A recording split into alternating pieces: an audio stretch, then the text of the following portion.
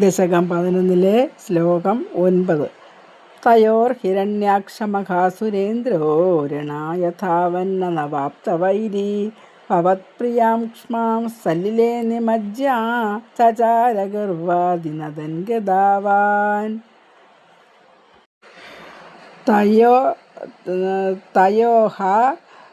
തയോഹ അവരിൽ രണ്ടാളിലും വച്ച്, അവരിലെന്ന് പറഞ്ഞാൽ ഹിരണ്യാക്ഷനും ഹിരണ്യകശിപു, അവരിൽ രണ്ടാളിലും വച്ച് ഹിരണ്യാക്ഷൻ എന്നു പേരുള്ള ഒരു ആ വലിയ അസുരേന്ദ്രൻ, അസുരന്മാരിൽ പ്രമുഖൻ, അസുരേന്ദ്രോ മഹാന്മാരിൽ പ്രമുഖനായ ആ അസുരൻ രണായ യുദ്ധത്തിനായി ധാവന്ന ഓടി അവാപ്ത വൈരി ഓടി നടന്നിട്ട് അനുയോജ്യമായ ഒരാളെയും കിട്ടാതെ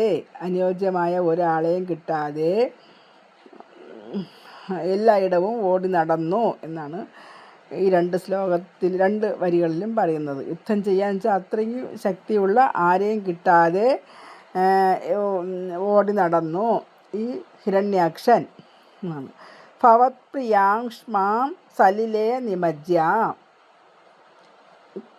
നിന്തിരുവടിയുടെ പ്രിയപ്പെട്ടവളായ ക്ഷമാം ഭൂമിദേവിയെ വെള്ളത്തിൽ സലിലേ നിമജ്ജ്യ, വെള്ളത്തിൽ മുക്കിത്താഴ്ത്തിയിട്ട് ചചാര അഹങ്കാരത്തോടു കൂടി ഗർവാദിനദൻ സഞ്ചരിച്ചുകൊണ്ട് ഇരുന്നു.